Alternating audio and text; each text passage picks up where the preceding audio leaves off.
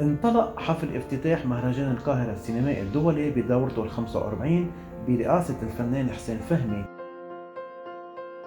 والمقرر أنه تستمر فعاليته حتى 22 من نوفمبر الجاري.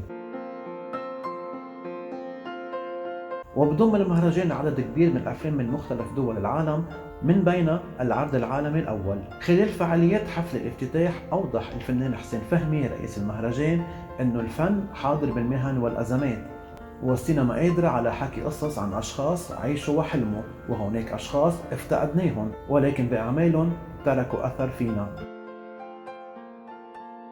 وعرض مهرجان القاهرة صور لنجوم رحوا عن عالمنا بالعام 2024، وهن أشرف عبد الغفور، صلاح السعدني، ناهد فريد شوقي، عاطف بوشاي، عاصم الشماع، حسن يوسف، وآخرهم كان الفنان مصطفى فهمي.